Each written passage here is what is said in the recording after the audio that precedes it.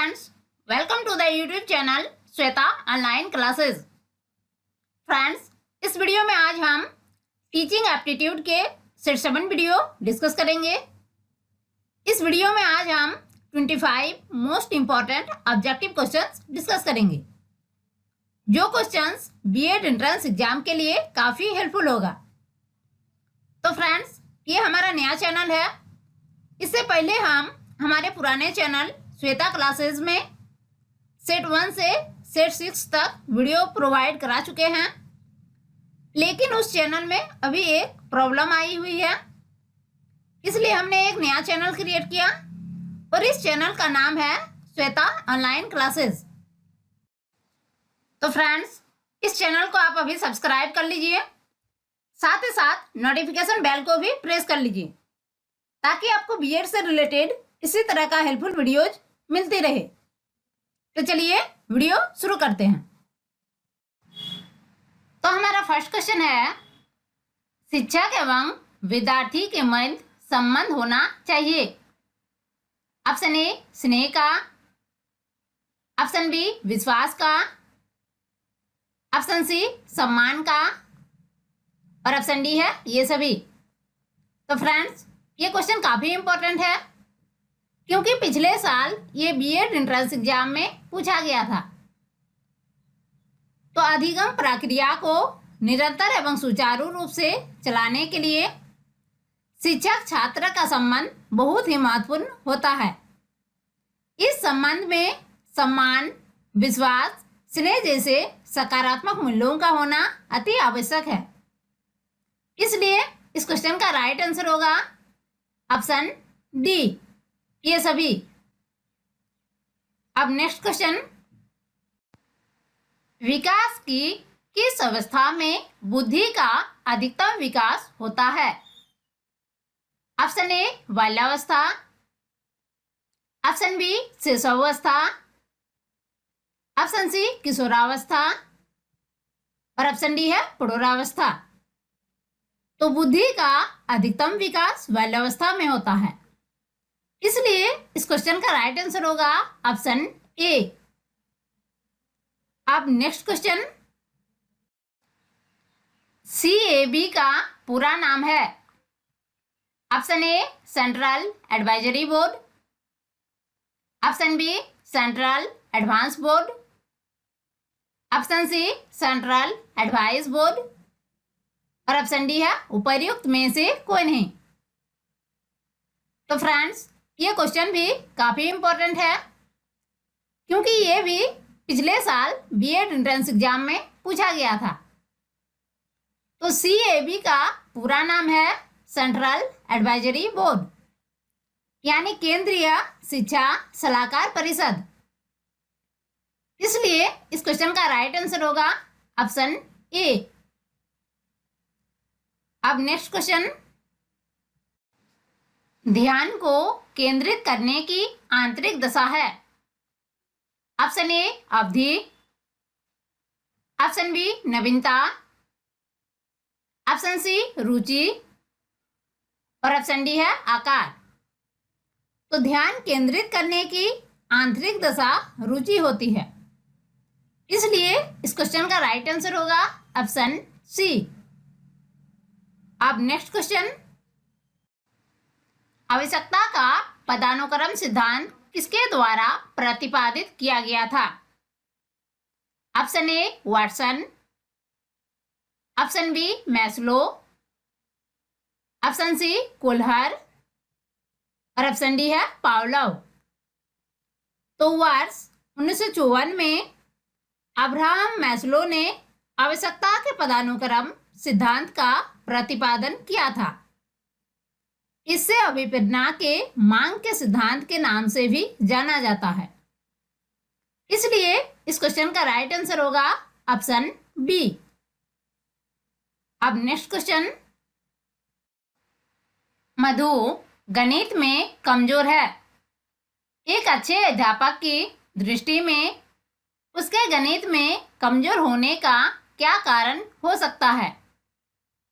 Option A प्राय लड़कियां गणित में कमजोर होती है, ऑप्शन बी उसके माता पिता अनपढ़ हैं। ऑप्शन सी, उसे अध्ययन में रुचि नहीं है। और ऑप्शन डी है, गणित शिक्षण की विधि त्रुटिपूर्ण है।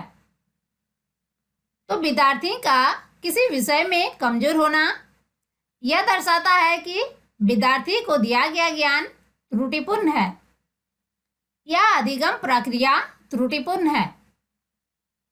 इसलिए इस क्वेश्चन का राइट आंसर होगा ऑप्शन डी। अब नेक्स्ट क्वेश्चन, ध्यान आकर्षित होने में उसके बाद रिक्त स्थान है, फिर है की प्रमुख भूमिका होती है।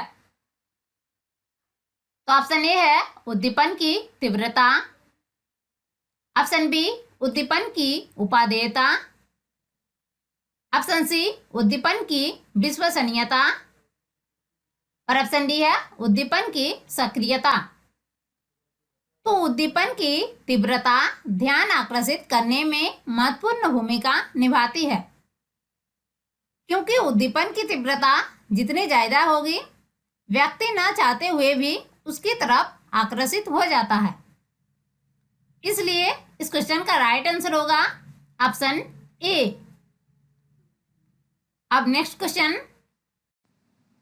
परीक्षा में विद्यार्थियों से किस प्रकार के प्रश्न पूछने चाहिए?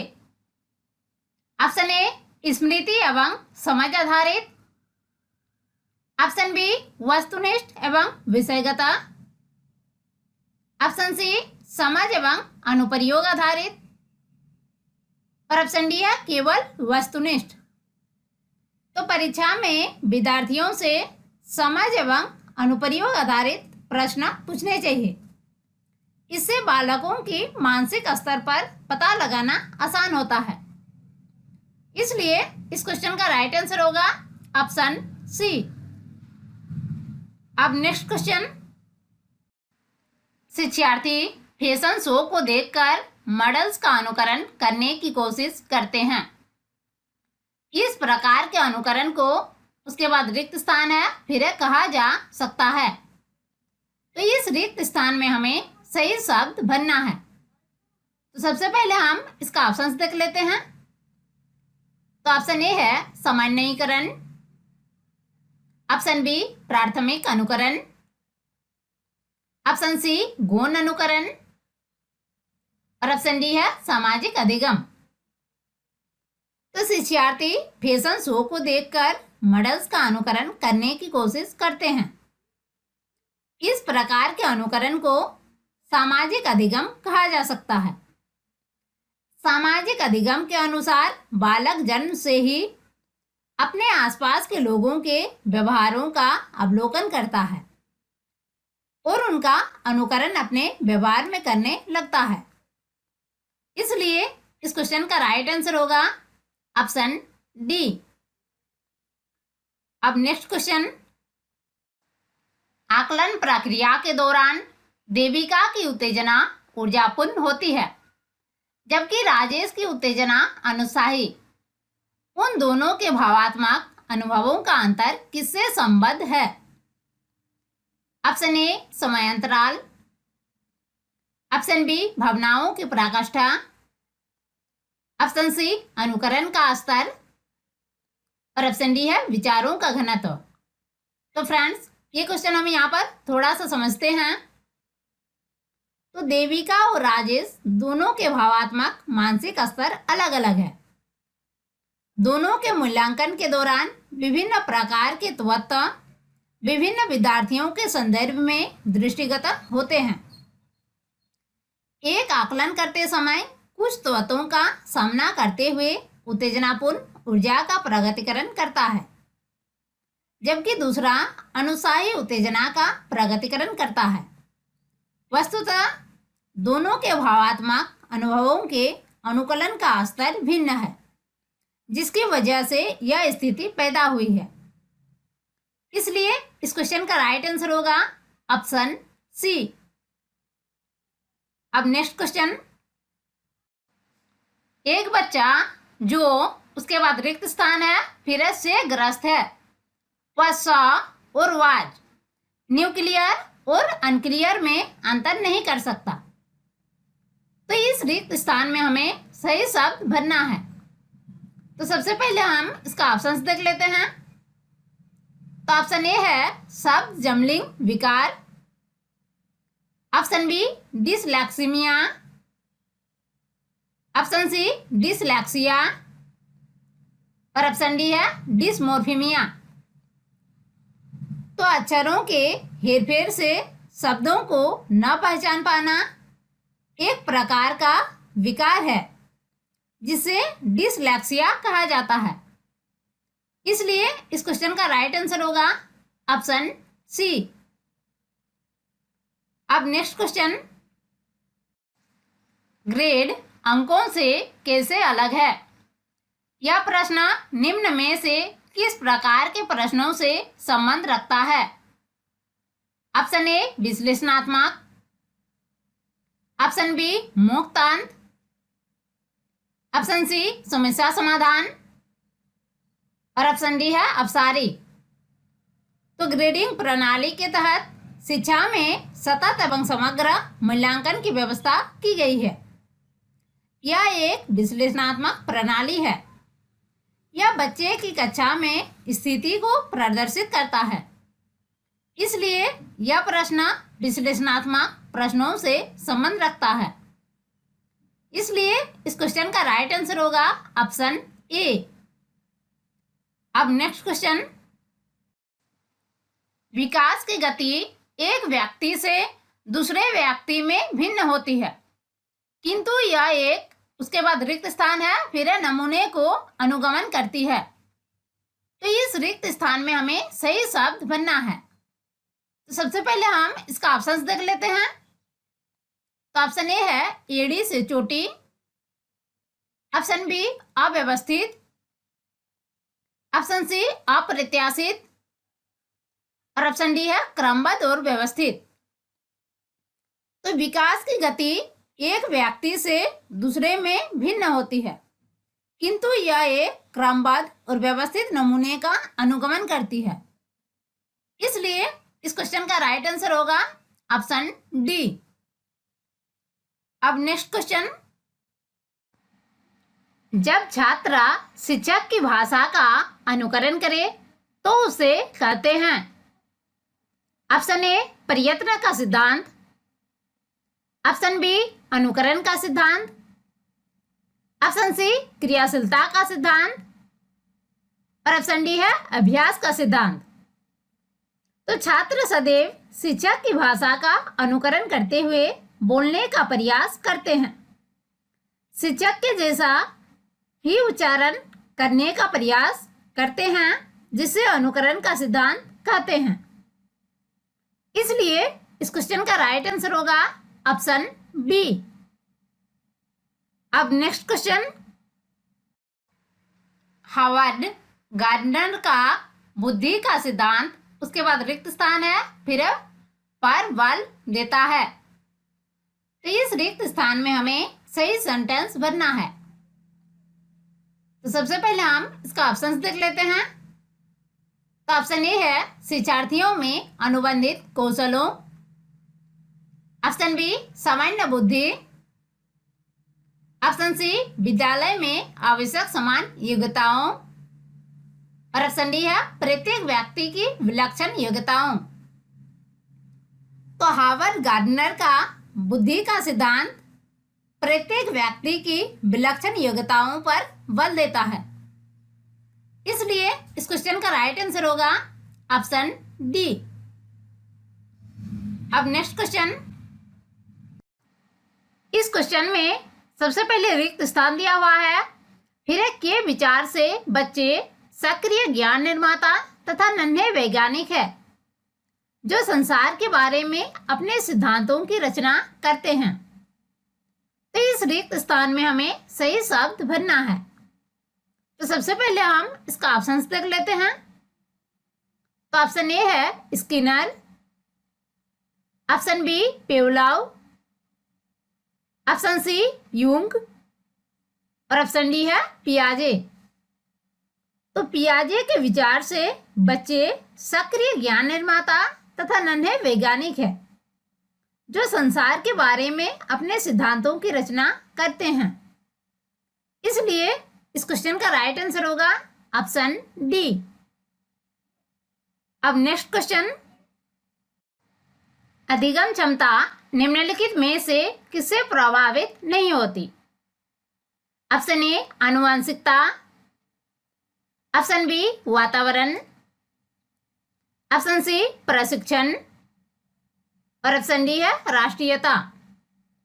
तो अधिगम को प्रभावित करने वाले कारक है आनुवंशिकता, वातावरण, प्रशिक्षण, समायोजन की क्षमता, जबकि राष्ट्रीयता अधिगम क्षमता को प्रभावित करने वाले कारक नहीं है।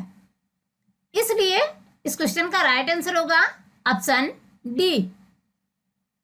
अब नेक्स्ट क्वेश्चन, निम्नलिखित में से कौन सा विकल्प अधिगम के संबंध में सही नहीं है? ऑप्शन ए अधिगम समायोजन है, ऑप्शन बी अधिगम सिर्फ ज्ञान प्राप्ति है, ऑप्शन सी अधिगम विकास है और ऑप्शन डी है अधिगम परिपक्वता है। तो अधिगम एक प्रक्रिया है जिसके द्वारा बालक में समायोजन क्षमता का विकास तथा उच्चतम परिपक्वता के स्तर का विकास होता है। अधिगम का संबंध ज्ञान में है, परंतु सिर्फ ज्ञान प्राप्ति से नहीं है। इसलिए इस क्वेश्चन का राइट आंसर होगा ऑप्शन बी। अब नेक्स्ट क्वेश्चन,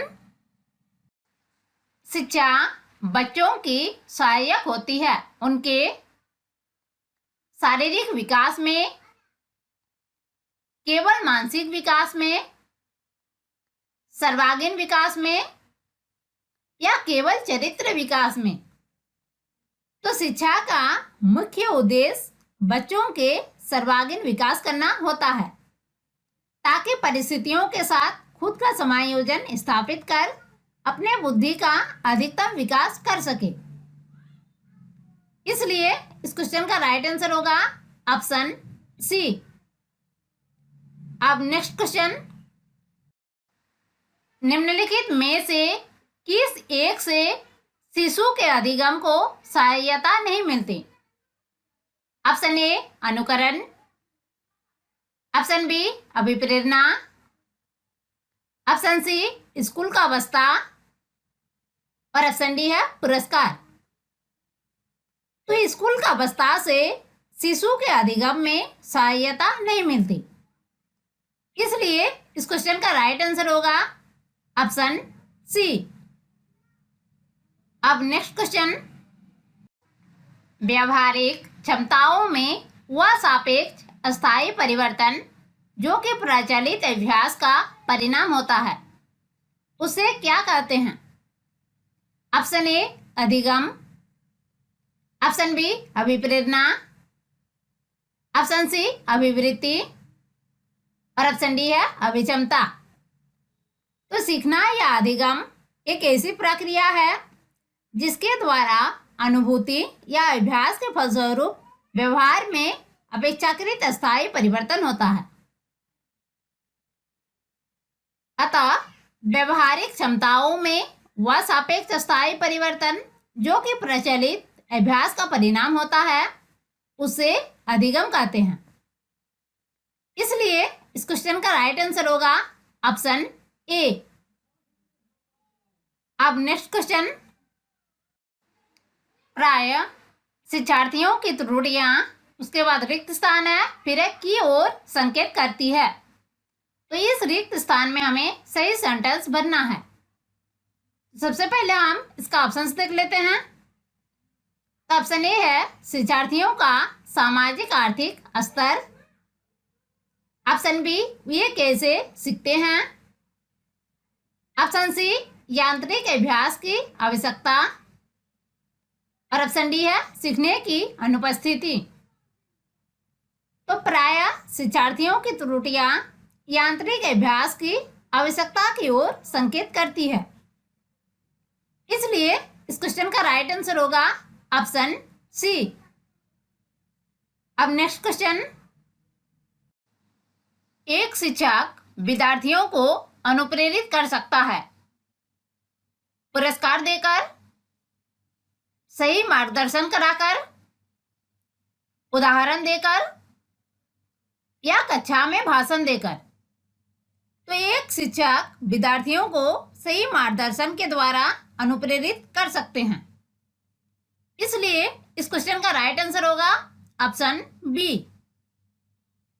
अब नेक्स्ट क्वेश्चन, प्रभावी और स्थायी शिक्षा ग्रहण करने के लिए विद्यार्थी के पास होना चाहिए। ऑप्शन ए, केवल शिक्षा प्राप्त करने के अवसर। ऑप्शन बी, योग्यता और अभिप्रेरणा का वांछित स्तर। ऑप्शन सी, केवल उपयुक्त बौद्धिक स्तर। और ऑप्शन डी है केवल सीखने की योग्यता। तो प्रभावी और स्थायी शिक्षा ग्रहण करने के लिए विद्यार्थी के पास योग्यता और अभिप्रेरणा का वांछित स्तर होना आवश्यक होता है। इसलिए इस क्वेश्चन का राइट आंसर होगा ऑप्शन बी।